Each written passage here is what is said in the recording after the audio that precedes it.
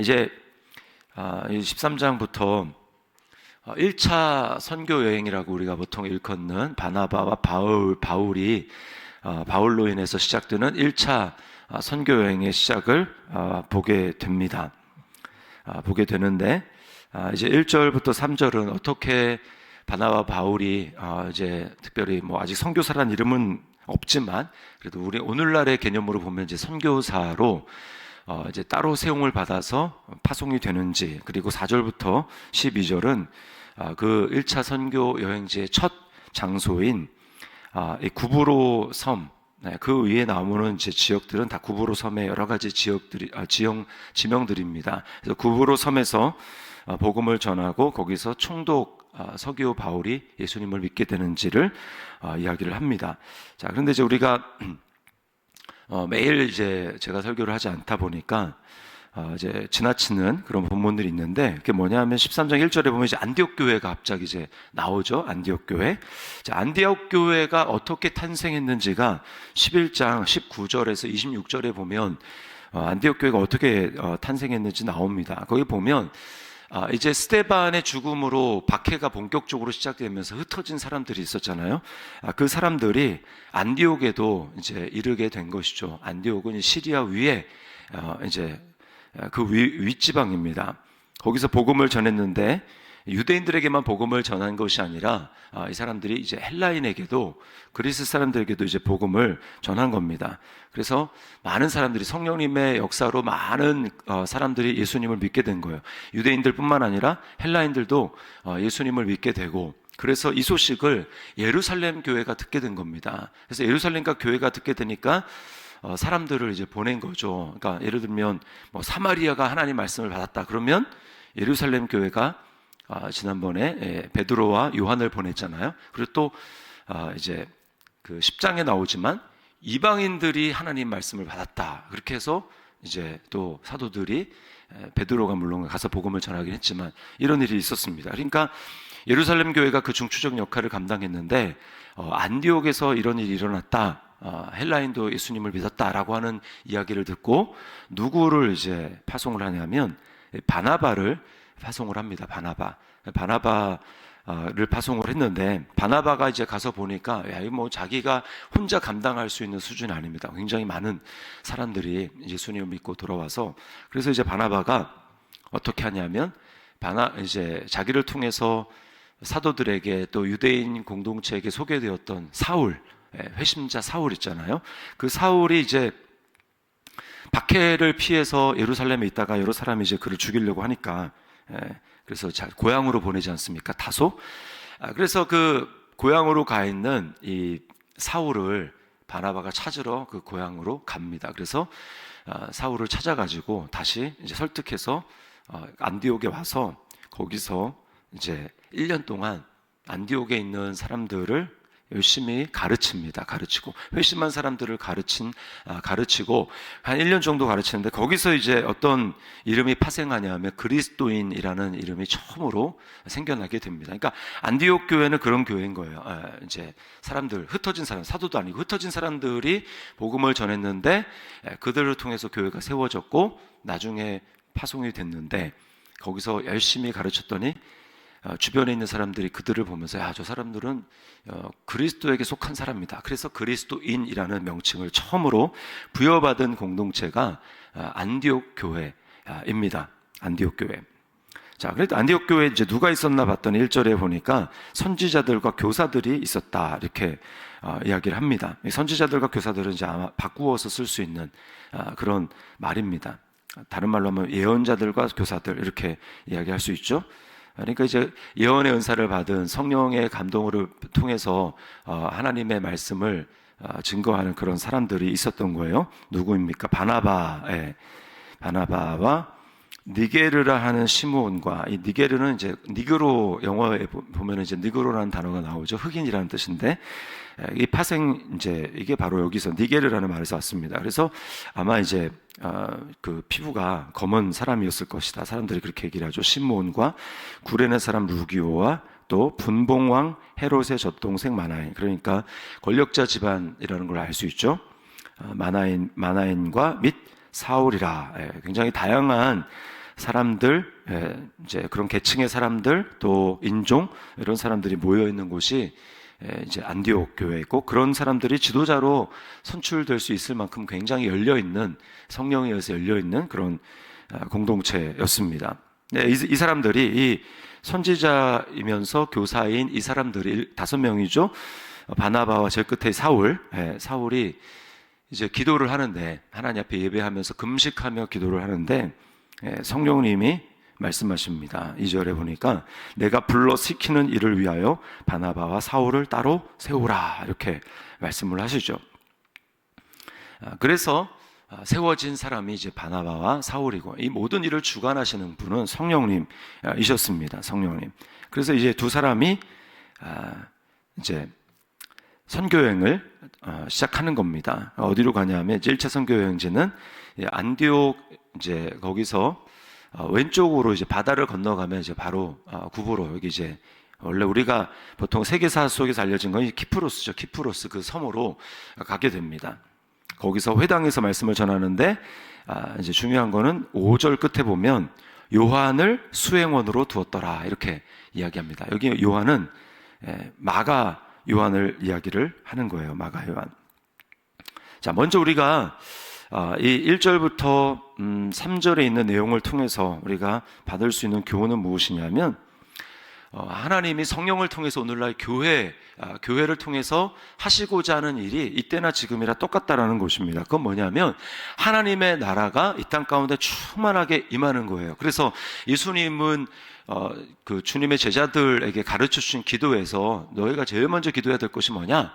나라가 임하게 하도록 기도해야 된다. 하나님의 나라가 이 땅 가운데 임하도록 기도해라 라고 말씀하시는 것이고, 그 하나님의 나라가 이 땅 가운데 임하는 것은 다른 것이 아닙니다. 그것은 하나님의 복음이 증거됨을 통해서 사람들이 그 복음을 받아들여 그들의 마음 가운데 하나님의 나라가 임하는 거죠. 이 땅이 아니라, 보여지는 땅이 아니라 사람의 마음 가운데 이제 사단의 통치가 아니라 성령의 통치를 받는 하나님 나라가 임하는 것입니다. 교회가 해야 될 일이 이것입니다. 그래서 예수님의 복음, 하나님 나라의 복음을 힘있게 전하고, 그래서 교회가 세워지고 그 사람들이 사랑하며 복음으로 가르쳐서 복음의 체질화가 계속해서 되어질 때 하나님 나라가 임하는 것이죠. 우리 더 시티 사랑의 교회가 바로 이 일을 위해서 부름받은 것입니다. 하나님 나라의 복음을 증거하고 또 그것을 가르쳐서 사람들이 그 복음으로 살아갈 수 있도록 체질화가 되게 만들고, 그래서 이 공동체 안에 그런 일들이 일어나고 그런 사람들을 통해서 계속해서 주변에 복음이 전해지는 거죠. 성령님은 딱 하나의 관심입니다. 하나님 나라가 임하고 있는가? 각 가정에 하나님 나라가 임하고 있는가? 자녀들의 하나님 나라가 임하고 있는가? 다음 세대에 하나님 나라가 임하고 있는가? 라고 하는 것, 우리가 이것을 위해서 기도해야 됩니다. 나라가 임하게 하시며, 자, 이 일을 이제 더 확장되게 하기 위해서 바나바와 사울이 세워져서 이제 키프로스 구브로에 가서 복음을 전하는데, 마가를 이제 수행원으로 두었다라고 합니다. 이게 도대체 갑자기 요한이 어디서 튀어나왔느냐라고 하면 12장 25절에 보면 이렇게 얘기하죠. 바나바와 사울이 부조하는 일을 마치고, 이 부조하는 일이 왜 갑자기 생겼냐면 안디옥 교회에서 있었잖아요. 섬기는데 그때 섬기고 있는 동안에 예루살렘에 이제 흉년이 들게 됩니다. 그래서 그들이 너무나 어려움을 당하고 있으니까 이제 안디옥 교회가 우리가 모른 척할 수 없다라고 해서 사람들이 이제 구제 헌금을 하게 되죠. 그 구제 헌금을 이제 바나바와 바울이 가지고 예루살렘에 가서 이제 이렇게 부조하는 이게 돕는 일을 마치는데, 원래 마가 요한은 집이 어디입니까? 마가의 다락방, 우리 잘 알고 있는 마가의 다락방, 예루살렘에 있죠. 사람들이 모여서 거기서 기도하다가 오순절에 성령 받은 거 아닙니까? 모임 장소를 제공했던 이 예루살렘 교회의 일원이었던 마가, 다른 말로는 요한이라고 하는 그 요한을 이제 내가 여기 일에 한번 동참하고 싶다, 그렇게 해서 바나바 바울이 이제 안디옥으로 돌아오는 길에 요한이 합류하게 된 겁니다. 그래서 거기 있다가 이제 지금 선교 여행을 가니까 이 요한이 나도 가겠다라고 해서 요한을 수행원으로 두게 된 것입니다. 자, 그렇게 해서 이제 어떤 일이 일어납니까? 바울이 이제 복음을 그 섬 전체를 다니면서 복음을 증거하는데 누구를 만나냐 하면 이 총독을 만나게 됩니다. 근데 총독 옆에 누가 있었냐 하면 6절에 보니까 온 섬 가운데로 지나서 바보의 이름에 바예수라 하는 유대인 거짓 선지자인 마술사를 만났습니다. 이 사람이 총독으로 하여금 믿지 못하도록 계속해서 방해를 합니다. 쫓아다니면서. 총독은 바나바와 바울을 통해서 복음을 듣고자 하는 그런 마음을 가지고 있었는데 복음을 들을 때 듣지 못하도록, 믿지 못하도록 계속해서 방해를 하는 것입니다. 네, 그래서 바울이 결국 어떻게 합니까? 믿음으로 그 배후에서 역사하는 어두움의 권세에 대해서 믿음으로 선포합니다. 자, 이렇게 해서 11절에 보니까 보라, 이제 주의 손이 내 위에 있으니 내가 맹인이 되어 얼마 동안 해를 보지 못하리라. 이렇게 주님의 성령의 권능을 힘입어서 복음을 이렇게 선포했고, 이 사람이 즉시 어둡게 되어서 앞을 보지 못하는 그런 상황 가운데 놓이게 되었습니다. 그리고 결국 이렇게 말뿐만 아니라 복음뿐만 아니라 그 말의 권세로 말미암아 힘있게 마술을 통해서 사람들을 대단하다라는 소리를 듣는 이 바예수라고 하는 유대인 거짓 선지자, 그 사람이 이제 눈이 멀게 되니까 정말 대단하다라고 하는 것을 보게 되고 총독이 예수님을 믿게 되는 놀라운 역사, 처음 회심자로 나오게 됩니다. 예수님을 믿게 됐습니다.